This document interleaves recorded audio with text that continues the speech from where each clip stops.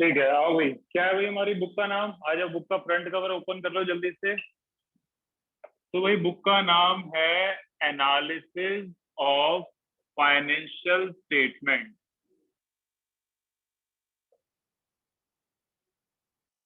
ठीक है, तो देखो नाम से कुछ कुछ समझ में आ गया होगा शायद आप लोगों को। यार, फाइनेंशियल स्टेटमेंट क्या होती है? सबसे पहले कौन बता रहा है मुझे? राइट। हम ना बिजनेस में दो फाइनेंशियल स्टेटमेंट्स बनाते हैं। सबसे पहली बात, इससे भी पहले बता दूं, यार हमारे पास तीन बुक है, आपको बहुत अच्छे से पता है। आपके सिलेबस की बात करते हैं पहले, जो नवंबर में आना है ना एमसीक्यू में। तो यार जो आपकी फर्स्ट बुक है, उसमें से आ रहा है आपका 18 मार्क्स का पेपर। सेकंड बुक से आ रहा है आपका 12 मार्क्स का पेपर। एंड थर्ड बुक से आ रहा है आपका 10 मार्क्स। तो इस तरह ये आपके हो गए टोटल 40। बाकी प्रैक्टिकल का 10 मार्क्स का जो भी होगा वो अलग है, प्रैक्टिकल प्रोजेक्ट जिसे बोलोगे आप। हम रिटर्न की बात कर रहे हैं। तो यार हमारी जो थर्ड बुक चालू हो रही है, देखो 10 नंबर की आएगी, 10 मार्क्स।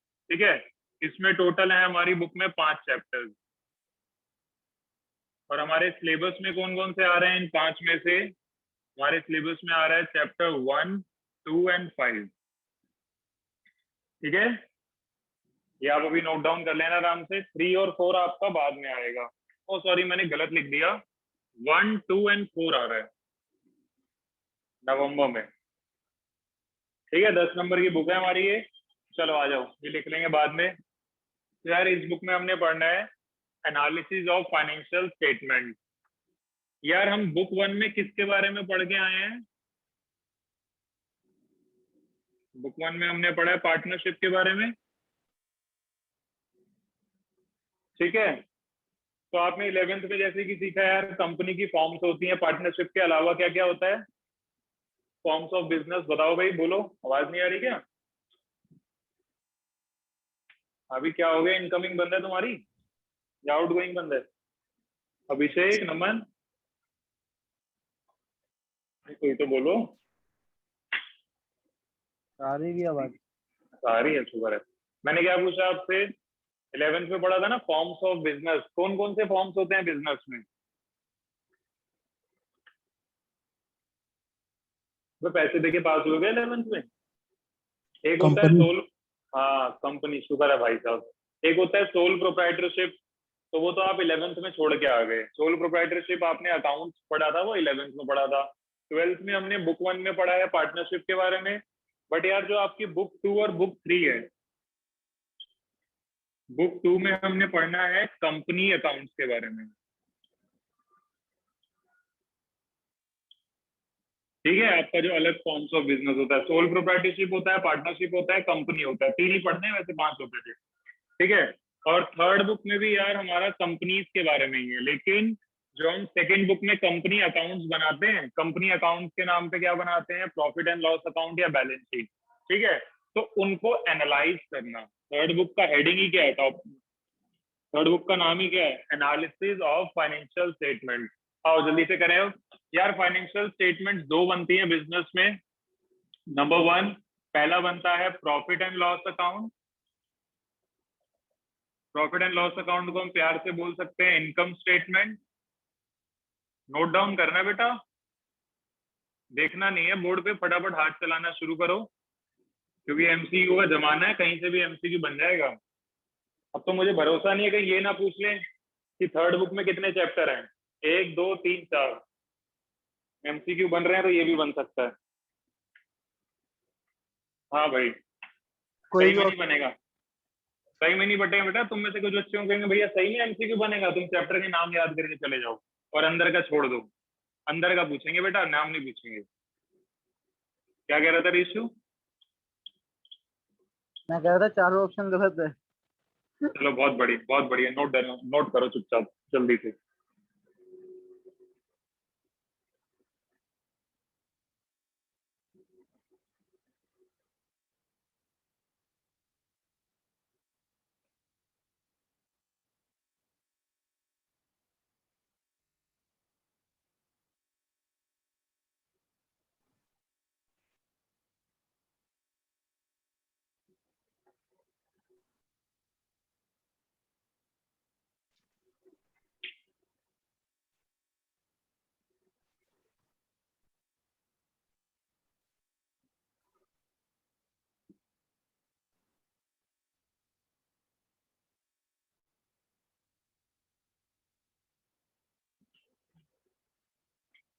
हाँ जी बेटा, 1 मिनट यार, मैं स्क्रीन ओपन करता हूँ, वेट करो।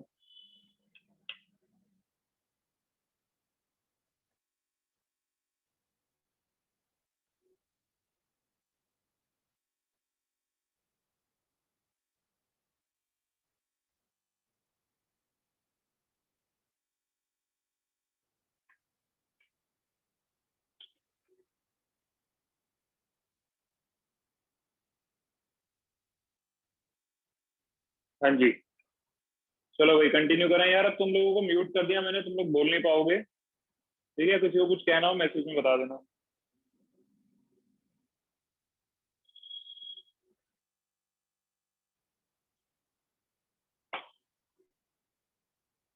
हाँ यार, तो हमने देखा दो फाइनेंशियल स्टेटमेंट्स होती हैं, इनकम स्टेटमेंट हमारा प्रॉफिट एंड लॉस अकाउंट, और दूसरी है बैलेंस शीट।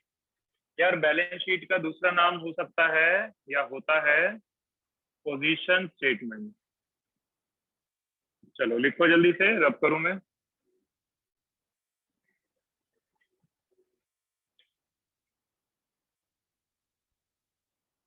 तो यार हमने इन्हीं दोनों फाइनेंशियल स्टेटमेंट, देखो यार इन्हें हम बोल सकते हैं बिजनेस की रिपोर्ट कार्ड।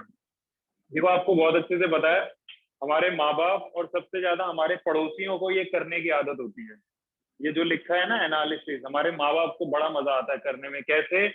हमारी रिपोर्ट कार्ड जो होती है ना, अभी रिजल्ट जब आएगा या आया था, तो वो लोग क्या करते हैं, रिपोर्ट कार्ड लेके बैठ जाएंगे, देखेंगे मैथ्स में फर्स्ट टर्म में इतने थे और सेकंड टर्म में इतने हैं, हिंदी में इतने थे इतने हैं, इंग्लिश में इतने थे इतने थे। वो हर सब्जेक्ट को कंपेयर करते हैं। तो एनालिसिस का एक मतलब हो सकता है कंपैरिजन करना। अच्छे से वो चेक करते हैं हमारी रिपोर्ट कार्ड को कि बच्चे ने कहाँ अच्छा करा है, कहाँ बुरा करा है, कहाँ सेम टू सेम करा है, फिर हमारी क्लास लगती है। ठीक है, तो सेम ऐसे ये दो बिजनेस की रिपोर्ट कार्ड्स होती हैं, हमें उनको एनालाइज करना बहुत जरूरी है। क्योंकि अगर बिजनेस कर रहे हो और चीजें चेक नहीं करोगे तो पता क्या लगेगा, बिजनेस में फायदा हो रहा है, नुकसान हो रहा है, वगैरह वगैरह। ठीक है, तो यार ये जो वर्ड था ना एनालिसिस, मतलब चेक करना, इसके लिए कुछ टूल्स होते हैं। हम कैसे एनालाइज करते हैं profit and loss account and balance sheet को, वो टूल्स यार हम बाद में सीखेंगे। आज तो पहले हम इन दोनों के बारे में बात कर लेंगे। चलिए, सबसे पहले अब हमें सीखना, पता है क्या? हमें सीखनी है बैलेंस शीट। चलो ये भी आप नोट करेंगे यार। देखो आप सबको बहुत अच्छे से पता है, 11th में भी पढ़ के आए हो। बैलेंस शीट में भैया दो साइड्स होती हैं, डेबिट और क्रेडिट नहीं होती बेटा। एक होती है लेफ्ट साइड लायबिलिटी, और राइट साइड होता है एसेट। नोट करो, ये भी नोट करना है आपने, कुछ बता रहा हूँ इसमें अलग सा। तो यार बैलेंस शीट में लायबिलिटी साइड सबसे पहली चीज हमने सीखी है क्या? कैपिटल, जिसको हम क्या बोल सकते हैं, कैपिटल को इंटरनल लायबिलिटी। यार इसके अलावा भी लायबिलिटी साइड कुछ चीजें आती हैं।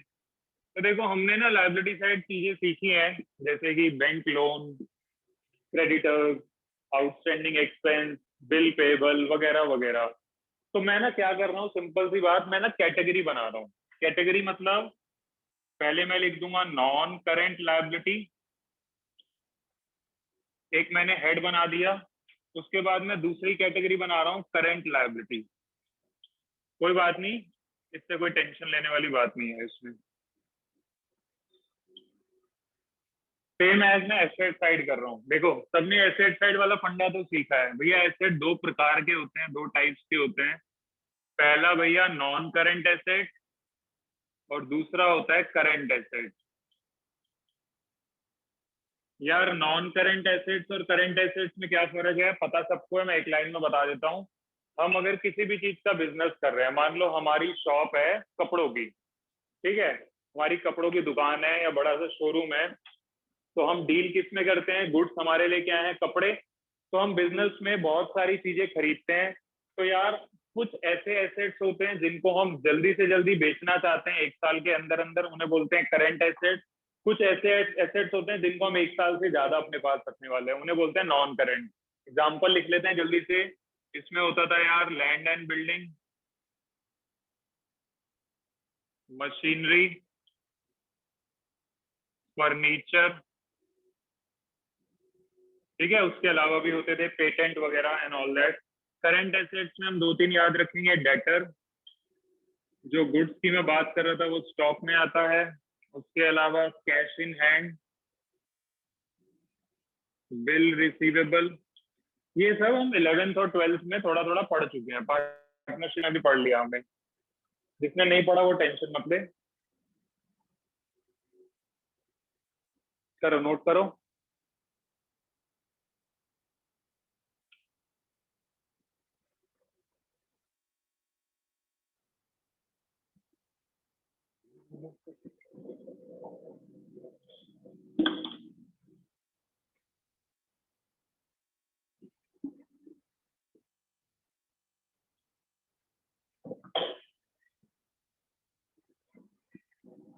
तो देखो यार, मैंने क्या करा, सिंपल सा काम।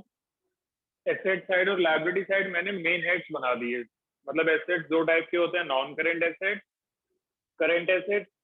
लायबिलिटीज में भी मैंने लिख दिया non current liability, current liability. ठीक है। तो नॉन करेंट मतलब वही है, 1 साल से ज्यादा वाला, 1 साल के अंदर अंदर। सिंपल है। अगर मैं लोन लेता हूँ सपोज 1 साल से ज्यादा के लिए, 2 साल के लिए लोन लेता हूँ, तो वो नॉन करेंट लायबिलिटी हो गई। और अगर मैं लोन लेता हूँ 1 साल या 1 साल से कम के लिए, तो वो करंट लायबिलिटी हो गई। ठीक है, कुछ एग्जाम्पल लिख देते हैं इसमें भी, खाली खाली अच्छा नहीं लगता। बैंक लोन हो गया, इसमें लिख देते हैं चलो क्रेडिटर्स। आप लोगों को भी लिखना बेटा, क्रेडिटर्स, आउटस्टैंडिंग एक्सपेंस। चलो एक और लिख लेते हैं, बिल पेबल।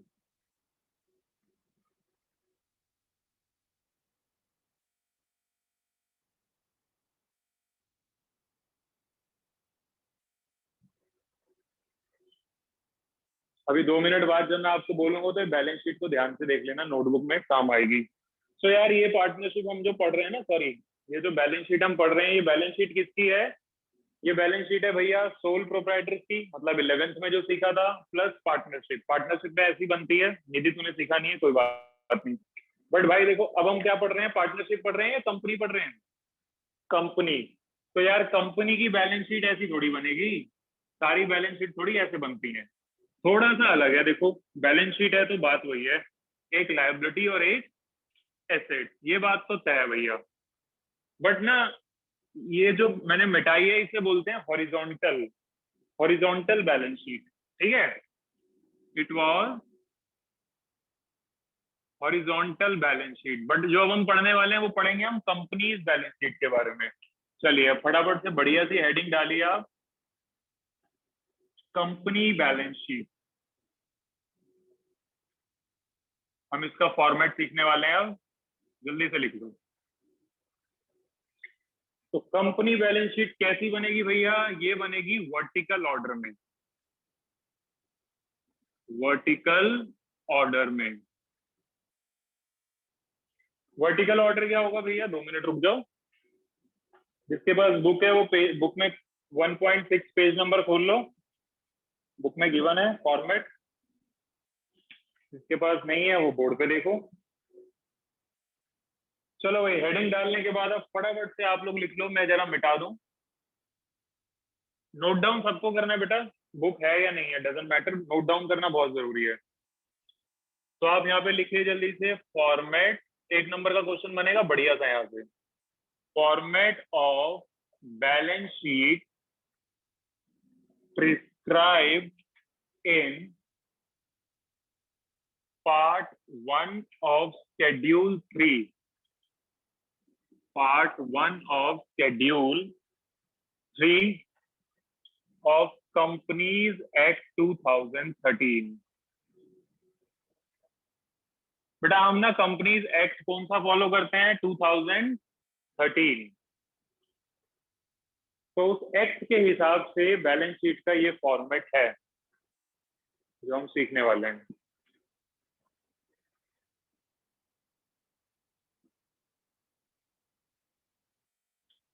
तो यार देखो, वो तो तुम्हें याद ही है, बैलेंस शीट है, ऊपर कंपनी का नाम आ जाएगा। तो ऊपर लाइक मैंने लिख दिया ABC Pvt LTD private limited, company का नाम आ गया। उसके बाद वही अपना पुराना बैलेंस शीट एज एट 31 मार्च 2020 या जो भी साल होगा। ठीक है, अब आते हैं यार हम अपना फॉर्मेट पे। अब हमें बैलेंस शीट बनानी तो नहीं है, एमसीक्यू है, बट पता तो होना चाहिए ना, 12th के बाद तो कभी ना कभी बनानी पड़ सकती है। तो यार देखो फॉर्मेट ध्यान से सीखेंगे। सबसे पहले हम लिखेंगे पर्टिकुलर, यहाँ कोई लायबिलिटी कोई एसेट नहीं है, पहले आएगा पर्टिकुलर, बढ़िया खासी सी जगह छोड़ेंगे, फिर आ जाएगा नोट नंबर, नोट नंबर, जैसे एलएफ होता था, एलएफ जेएफ, उसी के जैसा कुछ कुछ। अब यार देखो बैलेंस शीट जो 11th और 12th में सीखी है ना, वो बैलेंस शीट बनती थी 1 साल की, बट यहाँ हम बैलेंस शीट बनाएंगे 2 सालों की। 2 सालों की मतलब पहले हमें लिखना होगा करेंट ईयर का डेटा जो भी बैलेंस शीट में आएगा, और फिर हमें लिखना होगा लास्ट ईयर का डेटा। जैसे आपकी रिपोर्ट कार्ड में नहीं होता मिड टर्म के नंबर और एनुअल के नंबर, वही वाला सीन है। लिखो फटाफट, बिंदास करो, फिर बढ़े आगे।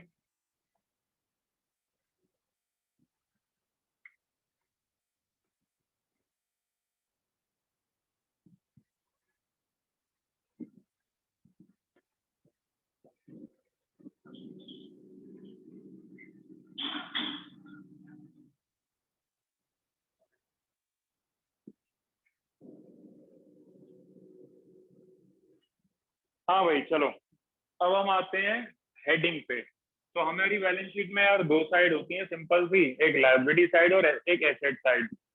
अच्छा मैं एक तुम्हें जरूरी बात बता दूं, यार देखो ये बैलेंस शीट बहुत सिंपल सा है। ये बैलेंस शीट अगर सीख ली ना तो ये पूरी बुक आपको बहुत बढ़िया लगेगी, एकदम मस्त फीलिंग आएगी, फटाफट बुक समझ में आएगी। बट अगर ये बैलेंस शीट नहीं सीखी ना तो तुम्हारी वॉट लगने वाली है बढ़िया तरीके से, क्योंकि इसके इसके बिना तुम कुछ भी नहीं कर पाओगे इस पूरी बुक में। तो बहुत ध्यान से सीखना। यार पहली लायबिलिटी साइड है, तो यहाँ मैं लिख देता हूँ जल्दी से क्या, इक्विटी एंड लायबिलिटीज। तुम्हारे लिए मैं साइड भी लिख देता हूँ, वैसे साइड लिखते नहीं है बुक्स में, तो भैया हम पहले लायबिलिटी साइड की चीजें लिखेंगे। क्या आती है भाई लायबिलिटी में, सबसे पहली चीज क्या आती है बोलो फटाफट। लायबिलिटी साइड कैपिटल आता है भैया, ये कोई पूछने की बात है। तो चलो ठीक है फिर, मगर कैपिटल का नाम बदल गया भैया। अब हम लिखेंगे मेन हेड, मेन हेड। यार लायबिलिटी साइड ना मेन हेड्स होते हैं। अभी मैंने जो तुम्हें बैलेंस शीट बनवाई थी उसमें मैंने क्या हेड्स बनाए थे, देखो कॉपी में मैंने कैपिटल लिखवाया था लायबिलिटी साइड, फिर मैंने नॉन करेंट लायबिलिटी और फिर करेंट लायबिलिटी लिखवाई थी। सेम है, बस सेम ही है यहाँ पे भी, कोई फर्क नहीं है। फर्क क्या है भैया, कैपिटल का नाम हो गया चेंज, कैपिटल को अब हम प्यार से बुलाएंगे इक्विटी, और दूसरा नाम इसका होता है बेटा share holder fund, share holders fund. ये कैपिटल का ही दूसरा नाम है, तो इसलिए आप टेंशन मत लो, यहाँ कैपिटल लिख लो। चलो तसल्ली मिल गई, मिल गई भैया। भैया इसके बाद नंबर 2, नंबर 3, नंबर 4। भैया नंबर 3 क्या है, वही है नॉन करेंट लायबिलिटी, ठीक है भैया। नंबर 4 क्या है, करंट लायबिलिटी। अब नंबर 2 ना अभी टाइम पास है, मतलब आपसे पेपर वेपर में नहीं पूछा जाने वाला, ऐसे ही है बस, तो लिख लो उसको फॉर्मेलिटी के लिए क्या, share application money pending allotment. गलती से 1% पूछ भी लिया, पता होना चाहिए।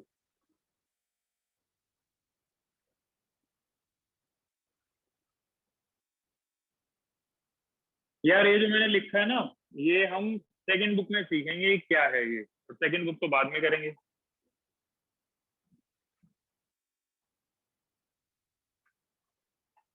तो बेटा ये मैंने क्या लिखा आपका, लायबिलिटी साइड के 4 मेन हेड्स होते हैं, कैटेगरी बन गई लायबिलिटी साइड के 4।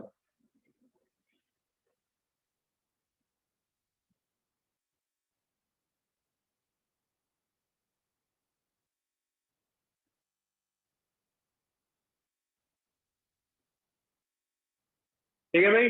अब हम बात करेंगे एसेट साइड की, अभी इनके पार्ट्स भी होते हैं, पार्ट्स की बात करेंगे 5 मिनट बाद। पहले अभी मोटी मोटी बातें कर लें, मतलब हेडिंग। हो गया ना? जल्दी जल्दी लिख लो फटाफट।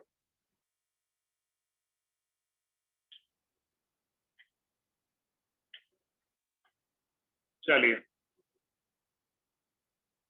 अब इसी के नीचे ऐसे ही साफ साफ तरीके से लिखेंगे एसेट साइड। लायबिलिटी साइड खत्म। तो आपने अगर ध्यान दिया हो, मैं कोई left hand side right hand side नहीं कर रहा। वर्टिकल का मतलब होता है एकदम सीधा स्ट्रेट। तो पहले हम लायबिलिटी साइड का लिख देंगे, फिर लायबिलिटी का टोटल करके उसके नीचे से ही एसेट चालू हो जाएंगे। बुक में देख लेना, बाद में क्वेश्चन कराऊंगा अभी। तो आप हेडिंग डालेंगे नंबर 2,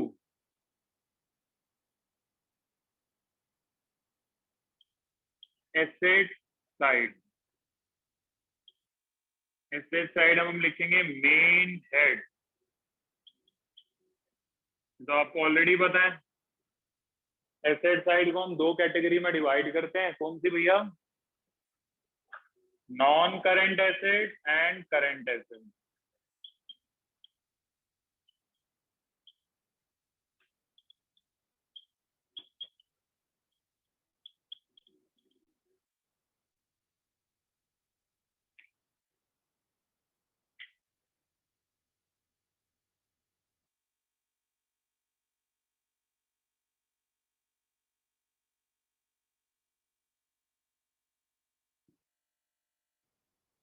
बहुत बढ़िया, क्या बात है, जवाब दे रहे हो आज तो। हिमांशु जी, कालरा जी, सही है।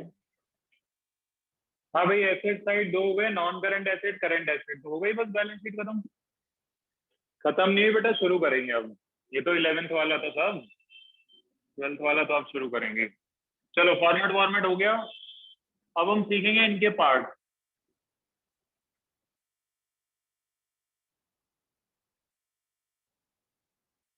तो हमने क्या सीखा यार? लाइबिलिटी साइड 4 मेन हेड्स होते हैं। कौन कौन से?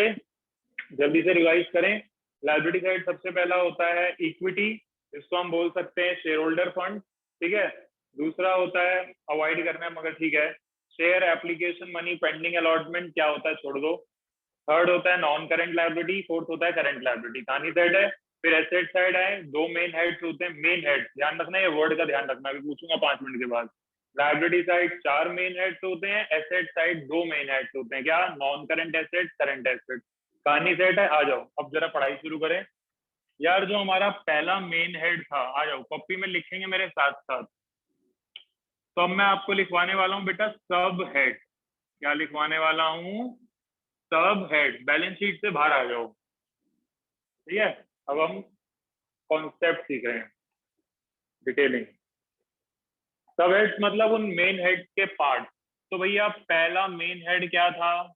पहला मेन हेड था भैया इक्विटी, जिसको हम प्यार से बोलते हैं शेयर होल्डर्स फंड। बोले तो भैया कैपिटल, जो कि कैपिटल होता था ना।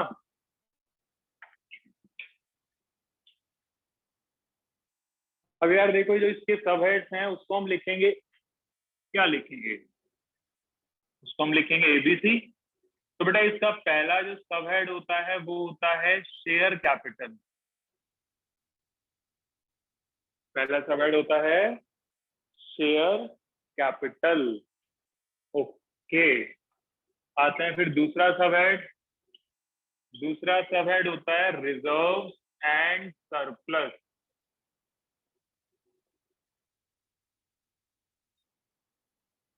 देखो मैं आपको थोड़ी थोड़ी 11th की याद दिलाता हूँ। मैंने आपको क्या बोला? मैंने बोला भैया ये वही है जो 11th वाला कैपिटल होता था, है ना भैया? तो बस देखो अब ध्यान से, कैपिटल की जगह वर्ड क्या आ गया? Share capital. थोड़ा सा ही चेंज है। अच्छा 11th का याद है कि बैलेंस शीट जब हम बनाते थे, बैलेंस शीट ही तो बन रही है बोर्ड पे। बैलेंस शीट जब बनाते थे, नेट प्रॉफिट को हम क्या करते थे? कैपिटल में प्लस करते थे, माइनस करते थे? याद आ गया थोड़ा थोड़ा? बैलेंस शीट में कैपिटल में नेट प्रॉफिट को प्लस करते थे, नेट लॉस को माइनस करते थे। तो भैया ये जो आपको दिख रहा है रिजर्व एंड सरप्लस, इसमें क्या क्या आता है भैया? इसमें आते हैं कुछ रिजर्व और सरप्लस। भैया इस सरप्लस का मतलब वही है, क्या वही है? जो कि आपका होता था नेट प्रॉफिट या नेट लॉस। अब यार आपको ना इसके एग्जाम्पल्स भी सीखने हैं। इसमें एग्जाम्पल क्या क्या मिल सकते हैं भैया? नंबर 1 जर्नल रिजर्व लिखेंगे अभी साथ साथ। फिर मैं आपको ये बताऊंगा पेपर में क्वेश्चन कैसा पूछा जाएगा, ध्यान से लिखो। जनरल रिजर्व, उसके अलावा security premium reserve, in short बोले तो एनी रिजर्व, कोई सा भी रिजर्व भैया यहीं आएगा। बिजनेस अलग अलग प्रकार के रिजर्व बनाता है भैया। तीसरी सबसे इंपॉर्टेंट चीज जो इसमें मिलेगी हमें क्या, सरप्लस। तो उसको हम लिखते हैं भैया क्या, सरप्लस। फिर that is balance in statement of profit and loss. ये क्या है भैया, ये वही है भैया क्या, नेट प्रॉफिट या नेट लॉस।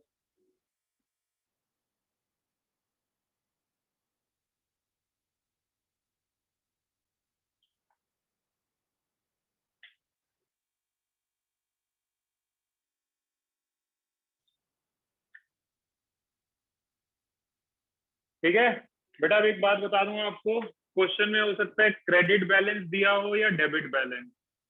अगर भैया क्रेडिट बैलेंस दिया है तो वो प्रॉफिट होगा, और भैया अगर डेबिट बैलेंस दिया है तो वो लॉस होगा। ये बात तुम्हारे चैप्टर 4 में काम आएगी, यहाँ पर भी पूछ सकते हैं बट कम चांस है। ठीक है, तीसरे सबहेड की बात करते हैं बेटा। तीसरा सबहेड होता है money received against share warrant. बेटा बुक में मत देखो, नोट कर लेना सबके सब। अरे यार,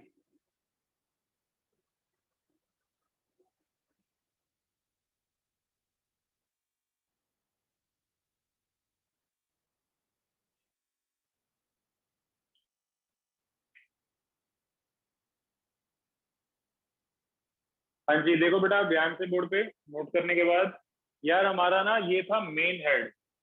ये जो इक्विटी था इसको हम क्या बोलते हैं, मेन हेड। ठीक है, और ये जो तीन है ए बी सी, भैया इन्हें हम बोलते हैं क्या, ये तीन जो है इन्हें हम बोलते हैं सब हेड, सब हेडिंग। तो भैया यहीं से बनेगा, देखो पेपर में क्वेश्चन लिखो, चलो ये भी लिखो, ये मेन हेड है, ये सब हेड है, तीन सब हेड दिखे हमने।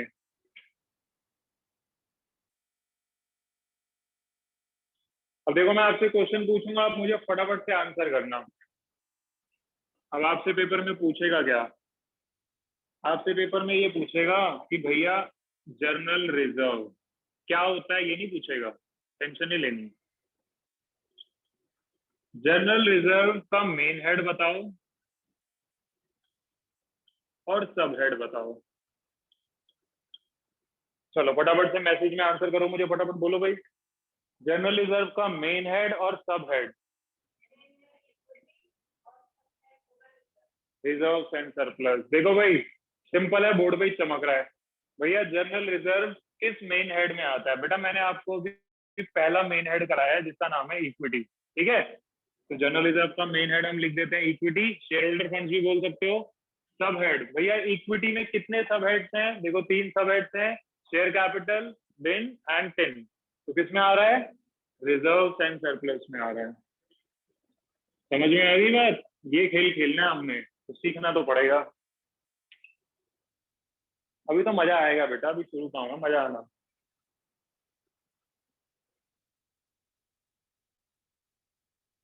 बहुत बढ़िया, चलिए बेटा हमने पहला मेन हेड खत्म, नोट करो आगे बढ़े। यार हमने क्या देखा है, लाइबिलिटी साइड चार मेन हेड्स होते हैं। कौन कौन से चार मेन हेड्स थे भैया, इक्विटी, दूसरा क्या था वो फालतू वाला क्या, मनी, ओ सॉरी मैं भी भूल गया, देखो share application money pending allotment. Liability side चार मेन हेड्स होते हैं, मैं जानबूझ के कर रहा हूँ ताकि याद हो जाए, बोर हो गए मुझे पता है, सुन लो फिर भी।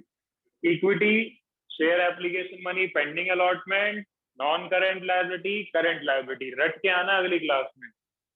ठीक है, दूसरा कोई इलाज नहीं है बेटा इसका। चलो अब मजा आएगा, ये थोड़ा सा बकवास था एक्चुअली, अब थोड़ा बढ़िया है। अब इंटरेस्टिंग चीज है,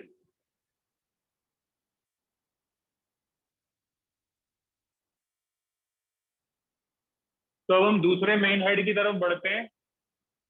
दूसरे मेन हेड को छोड़ दो, मैंने बोला था अवॉइड करना है थर्ड मेन हेड। ठीक है, थर्ड मेन हेड क्या था भैया हमारा? Non current liability. Non current liability. ठीक है भैया, चलो फटाफट लिखो फिर। अब हम इसके सब हेड्स लिखेंगे नॉन करेंट लायबिलिटी के सब हेड। देखो इसका सब हेड याद रखने का बेटा बहुत सिंपल सा तरीका है, डॉल। क्या तरीका है? ओके, ए बी सी से D, D O double L. कैसे भैया? डी का मतलब डेफर्ड टैक्स लाइबिलिटीज, नए नए वर्ड है कोई बात नहीं। ओ का मतलब, थोड़ा गैप देना इनके बीच में, other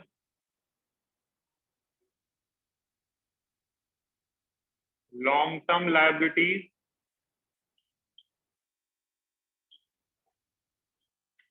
than long term borrowing. लिखो लिखो, लॉन्ग टर्म प्रोविजन।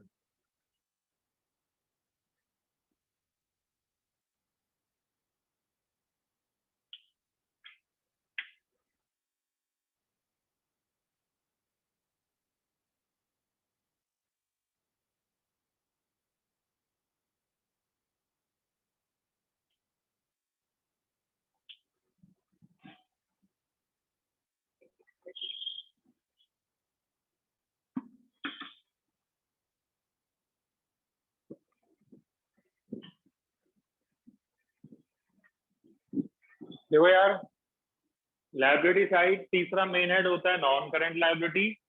तो ये था हमारा मेन हेड और ये थे सब हेड।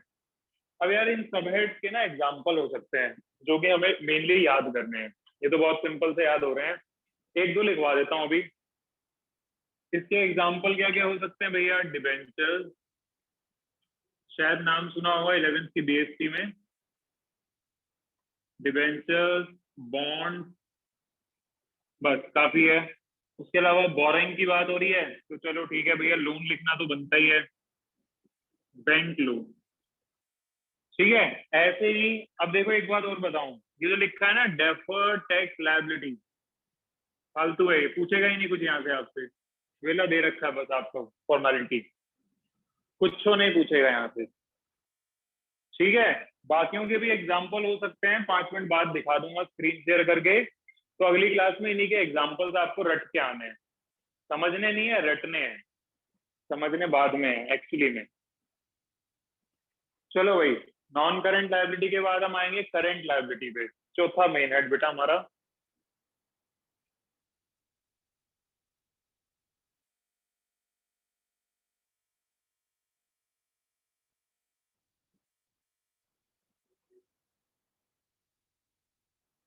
करंट लायबिलिटी, तो भैया इसके 4 सब हेड्स होते हैं, वही 4 क्या भैया? डॉल हो गया, डॉल के बाद हम करेंगे toss, T O S S. तो टॉस में टी का मतलब है ट्रेड पेएबल,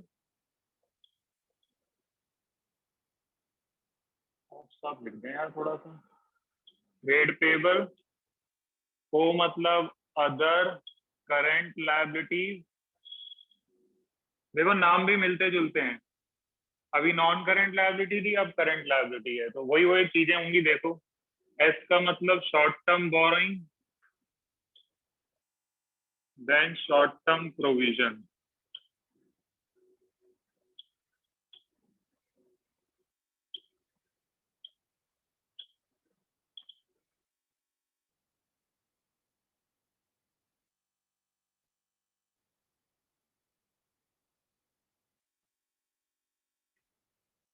ठीक है बेटा, 4 हो गए। टी से ट्रेड पेबल, ओ से अदर, एस से शॉर्ट, एस से शॉर्ट। अब इसके एक दो एग्जांपल यार, पता है ये करंट लायबिलिटी थोड़ा सा है, समझ रहे हो? इसमें ना ये जो दिख रहा है आपको, ये थोड़ी सी दिक्कत देगा तुम्हें। शॉर्ट टर्म बोरोइंग, नहीं नहीं ये नहीं रहेगा, ये तो आसान है, सीधा सा है। ये थोड़ी सी दिक्कत देगा तुम्हें, अदर करंट लायबिलिटी। क्यों दिक्कत देगा पता है? इसके 10 एग्जाम्पल है। एग्जाम्पल मतलब जो कि इसके पार्ट्स हो सकते हैं, एक दो तुम्हें बता देता हूँ ट्रेलर के लिए। अब थोड़ा थोड़ा अपने को याद है क्या? आउटस्टैंडिंग एक्सपेंस याद ही होगा थोड़ा थोड़ा। उसके अलावा इनकम रिसीव इन एडवांस,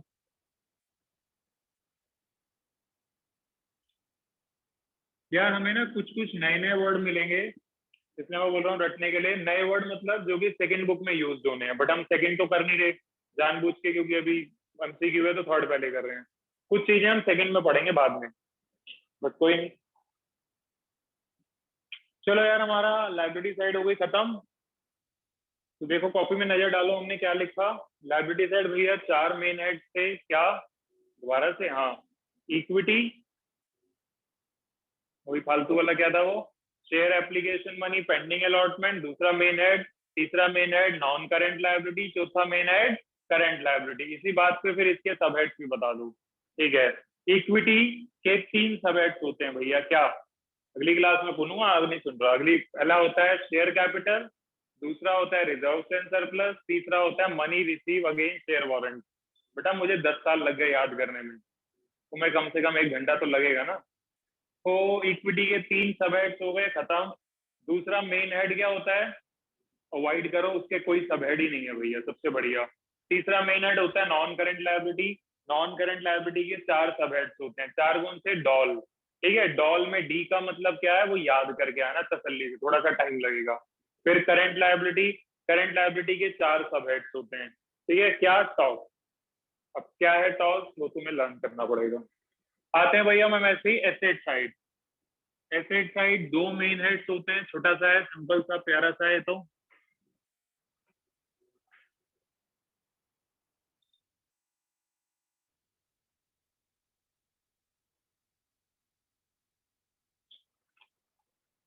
चलिए, एसेट साइड भैया, एसेट साइड 2 मेन हेड्स होते हैं। पहले मेन हेड का नाम है non current asset. Non current asset, ये तो पता है भैया। इसके सब हेड्स क्या होते हैं? इसके सब हेड्स होते हैं क्या? देखो बनाओ, कोई बढ़िया सा बनाओ, बुक में देखो। जैसे हमने अभी डॉल टॉस बनाया, कोशिश करो, चलो बनाओ,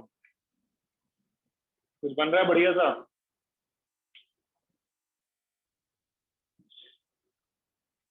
देखो एक एक तो मैंने बनाया, इससे बढ़िया अगर तुम्हें कोई मिले तो मुझे भी बताना। N fold, N fold, A B C D E, ये हो गए 5 सब हेड। तो बेटा एन का मतलब नॉन करंट इन्वेस्टमेंट।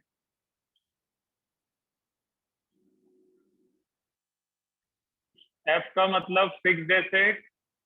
अब यार इस साल ना इस फिक्स्ड एसेट का नाम जो है वो चेंज कर दिया। इसका नाम क्या चेंज कर दिया? प्रॉपर्टी, साथ साथ लिखा, रुक जाओ। Property comma plant and equipment. इतना बढ़िया सा नाम था, फिक्स्ड एसेट, पता नहीं क्या। अब कोई बात नहीं, हम तो वही याद रखेंगे, वो पुराना बनाया हुआ मैंने, एनफोल्ड। तो फिक्स्ड एसेट आपको ये नाम नहीं यूज करना बेटा, आपको ये नाम यूज करना है, क्वेश्चन में यही मिलेगा। ओ का मतलब other non current asset.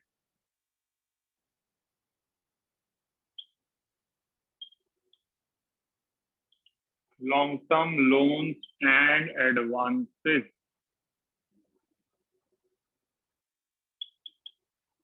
Deferred tax asset.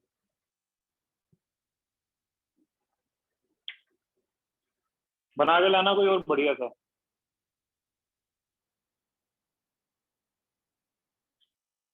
चलो जी बढ़े आगे, फटाफट लिखो।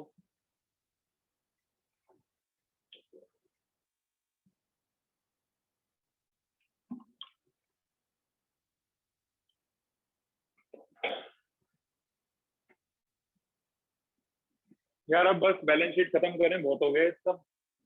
करंट एसेट,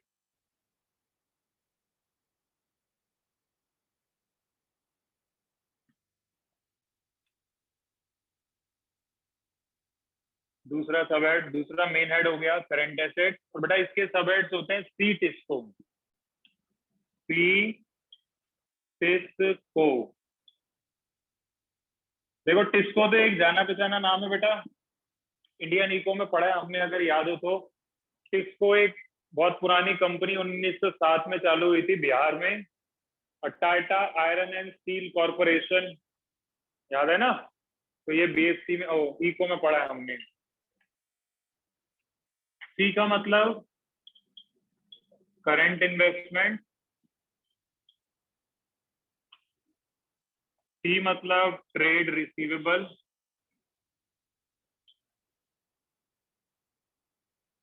आई मतलब inventories,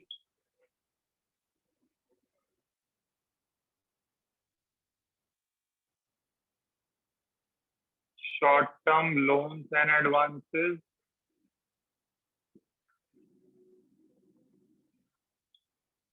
cash and cash equivalent,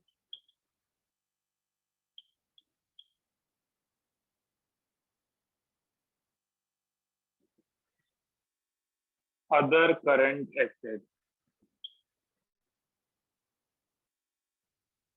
चलो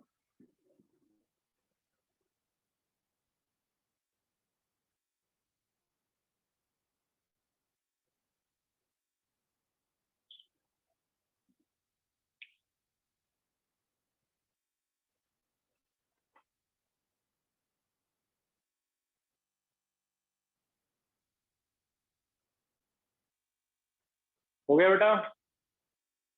तो यार हमारा लाइबिलिटी साइड 4 मेन हेड थे, नहीं दोबारा नहीं बोलूंगा, चिंता मत करो। लाइबिलिटी साइड 4 मेन हेड थे, एसेट साइड 2 मेन हेड थे, और ये इनके सब हेड्स हैं। ठीक है, अब मेन क्या है ये तो याद हो गए भैया, 5 मिनट का काम है, हो जाएंगे तुम्हें भी। ये तो क्लास लीड नहीं करनी बेटा, अभी बचा है। तो इन सब हेड्स के बाद अब इनके एग्जाम्पल स्क्रीन शेयर कर रहा हूँ, उस पर देख लेना। ठीक है, देखो जैसे कि इसका एक, इसका मतलब क्या होता है ट्रेड रिसीवेबल का?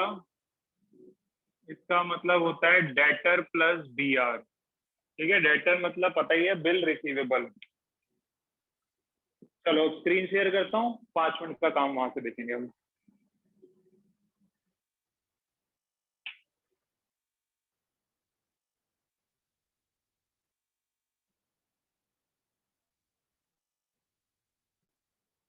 हम्म।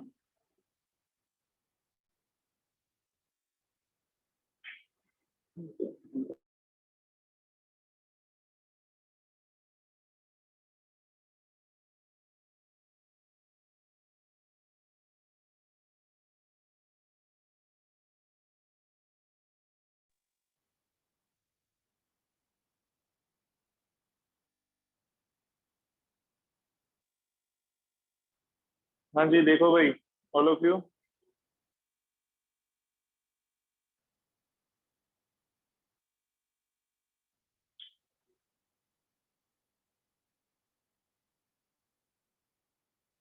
देखो बेटा स्क्रीन पे, अब आपको एग्जांपल मैं दिखा रहा हूँ जो लाइबिलिटी साइड देखो मैंने खोल दी, पहले हेड सब हेड है, आपको नोट्स भेज दूंगा, समझ जाओगे, बहुत सिंपल है। देखो लाइबिलिटी साइड मैंने ओपन कर दिया। लाइबिलिटी साइड सबसे पहले है नॉन करंट लाइबिलिटी, हेडिंग है, इसके 4 मेन हेड्स थे। तो 4 मेन हेड्स में पहला मेन हेड है long term borrowing. Long term borrowing में देखो बेटा आपको एग्जांपल दिख रहे हैं, डिबेंचर, बॉन्ड, पब्लिक डिपॉजिट वगैरह वगैरह। दूसरा मेन हेड है, इसको अवॉइड करना है, नाम बहुत है। तीसरा main head other long term liability, इसके एग्जांपल अभी नहीं पढ़ने, थोड़ा बहुत पढ़ के आना। लॉन्ग टर्म प्रोविजन इसके भी अभी लर्न नहीं करने, लर्न करने हैं करंट लायबिलिटी। ठीक है, बाकी मैं समझाऊंगा अभी वाले। करंट लायबिलिटी में आपको समझ में आ रहा है, मेन हेड्स हैं और इनके एग्जांपल। देखो बेटा स्क्रीन पे जो तीसरा मेन हेड था ना, अदर करंट लायबिलिटी, जिसके 10 एग्जांपल हैं, ये आप लर्न करके आना। इसके बाद चौथा मेन हेड है शॉर्ट टर्म प्रोविजन, इसके एग्जांपल्स हैं। देन एसेट साइड में आ गया मैं, तो मतलब नोट्स ऐसे देखने हैं। एसेट साइड में पहले मेन हेड लिखा है, फिर सब हेड, और फिर उनके एग्जाम्पल। बस आपको ये यहीं तक करना है, करंट एसेट्स जो हमारा है। ठीक है बेटा, इसके बाद मैं कुछ इलस्ट्रेशन भेजूंगा, इसके बाद आप वो कर लेंगे। Bye everyone, class over.